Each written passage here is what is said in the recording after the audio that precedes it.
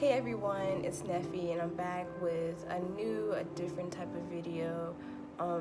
It's very personal and dear to me because it's about my own personal journey and how I've got to the spiritual place that I've come to. The first part of the series will be about spiritual awakening, my own personal spiritual awakening, just so to inform other people or to, just to open up a conversation. So a general synopsis of a spiritual awakening is an altered state of perception. It's one's reality that has shifted and you're brought to a new awareness and a new perception of the world around you.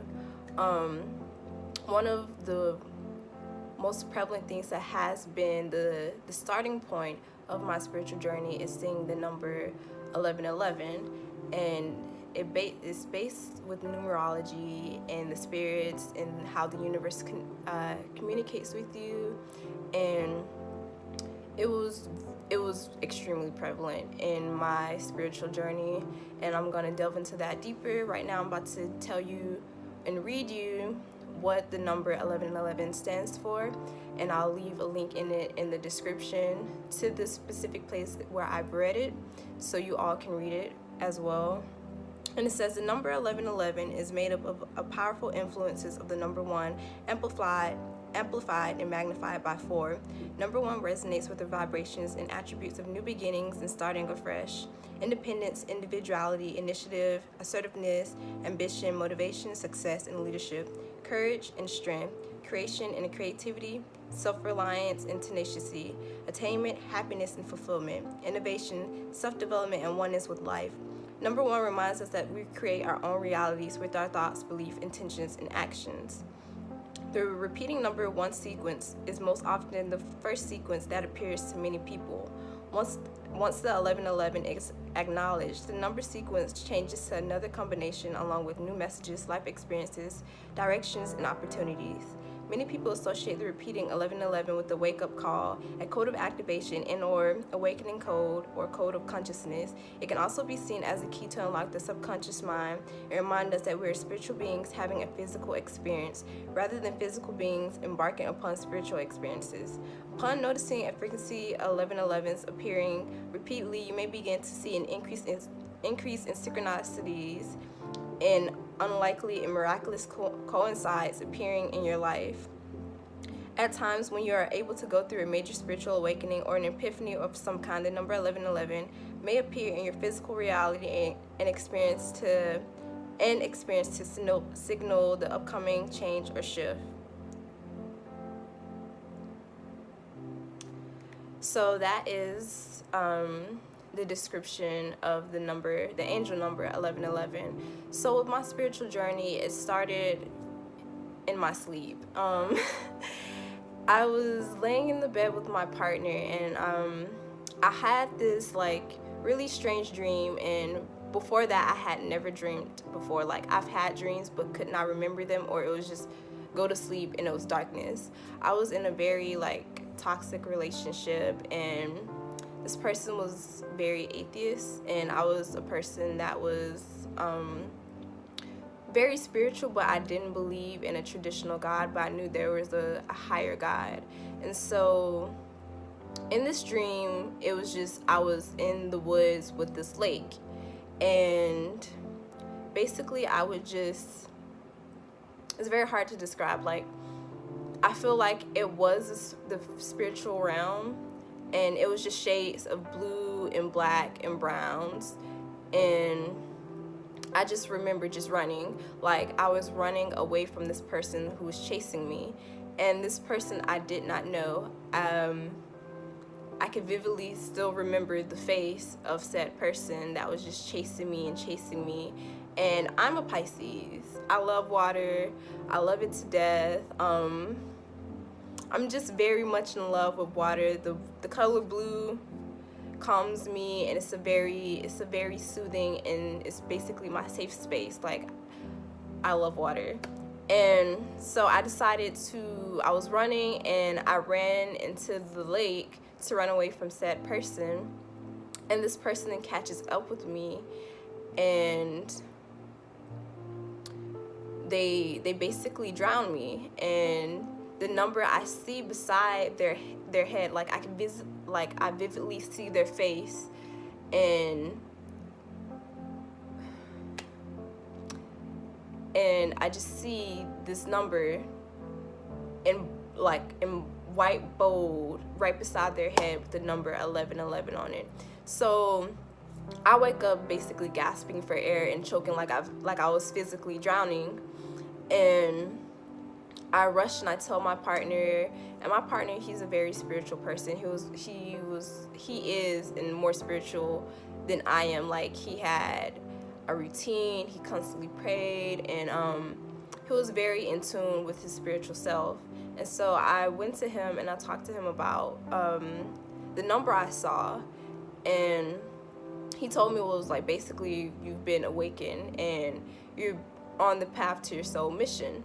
And so I was so confused because, like, I didn't know what the fuck was going on. I thought it was a nightmare, but obviously it was a message, and it was a message to get my attention. And so it was a very life-changing event for me, because that same semester so many things started happening at my university. I'm a visual arts major, and so I paint, I do a lot of photography, and I do other things as well. And so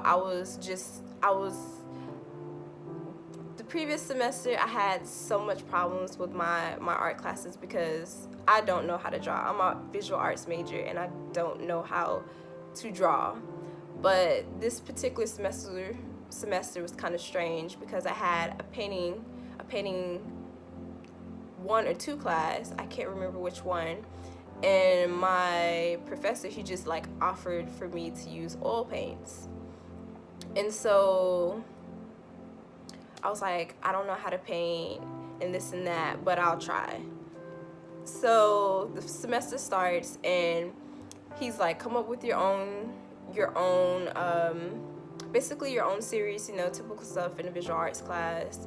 And I was like, you know what, I don't know why, but I was inclined to draw a gardenia, and I got the inspiration from the spoken word poem by Jasmine Mann, which is called Gardenia, based on Billie Holiday, and it deals with pain and trauma and how typically people cope with trauma and drug addiction. And so I would listen to that poem while painting, and I can input a video of me painting if you want to see the painting. I also have it on my social media, on my Instagram.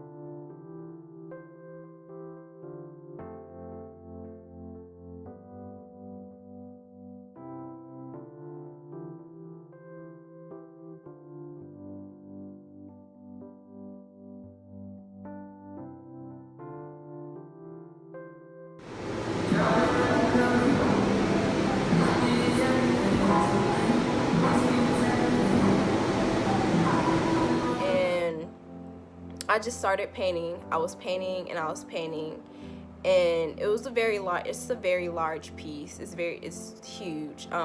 It's bigger than me, and I am like 5'9", and I created this beautiful painting of this gardenia with the shadow, and it was this head with a gardenia in the front, basically masking pain. And the painting is about how people chose to showcase their pain. Like, a lot of people tend to cover it up. People have self-inflicting trauma or self-inflicting habits to deal with trauma, And I was one of those people. I was a person who had a lot of trauma that was not being addressed. I was a very toxic person. I lashed out on a lot of people, and I would go off for the simplest thing. Like, I was basically a person hurting other people. And it was because I had this trauma in me that I wasn't confronting myself. And so doing this painting, it was basically about how people mask their trauma and hide things and try to make it seem like everything's fine.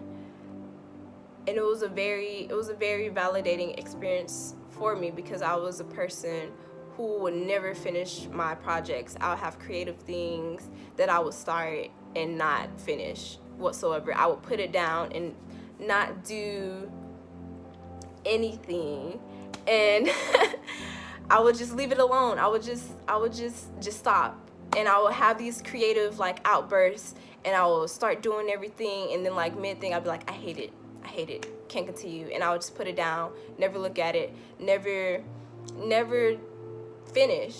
And so it was a very validating experience for me, and I finished the painting, and I go to my professor and I tell him that I finished, and it took me 2 weeks.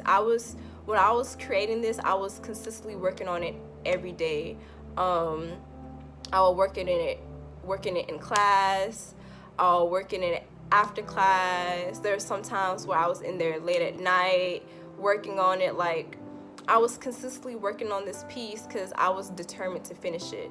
And while I was like, there was times where I would be painting, I would be playing music, or I would be playing the spoken word poem, and there would be moments where I've cried. And me painting this very emotional piece about pain allowed me to just solely confront all my trauma and actually deal with it and transmute it so it can no longer affect me and affect the people around me. And I used painting as that therapy to release all the pain and all the emotions that I was dealing with, that I was not dealing with, that I was just tucking away and putting it behind in dark spots in my head. And I go to him, and it's like, he's like, wow, it's beautiful. And it was very validating, because I was a person who thought that I would never be a painter. Like, when I first started painting, I used acrylic, and it was very difficult to work with. I hate acrylic. I'm getting back into it now, but I could not for the life use acrylic. And so it really like made me feel very inferior. Like, why am I here? Why am I a visual arts major and I can't even, paint or draw? And I actually freehanded the painting. Like, I sketched it in yellow ochre, and I freehanded everything. There wasn't a design. I didn't use a projector or anything, and it was a very validating experience that I am capable of anything that I put my mind to. And I showed him this piece, and I started cranking out pieces with the oil paint. I haven't finished 2 of them because I took a break, but I've completed other paintings, and they're all based around trauma and pain and people and how people deal with them. I have one with my partner, dealing with how people cope with how people or women or non-men deal with being violated by men. And I just wanted to create different perspectives.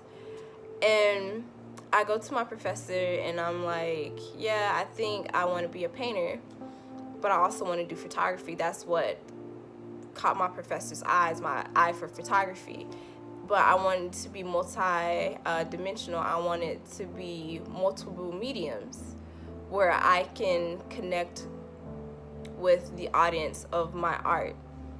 And so I go to him, and I tell him about this, and I tell him my plans, and he's very supportive. They're all very supportive. My professors are very supportive of me, which I truly appreciate. And I was like, when I first got to that university, I was a very broken person. I was 15 around grown adults in college, and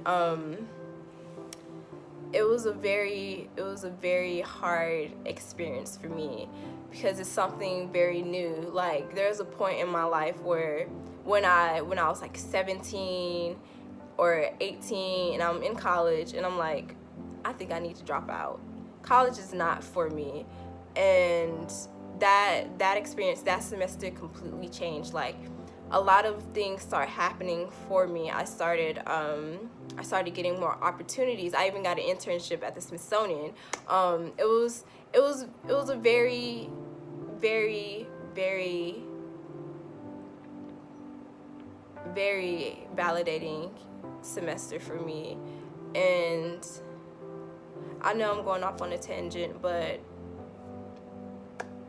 I hope you all enjoy this, or enjoying this content, where I just have a platform to connect with other people, and hopefully you connect with me from this video. Thank you all so much. I love you all. Goodbye.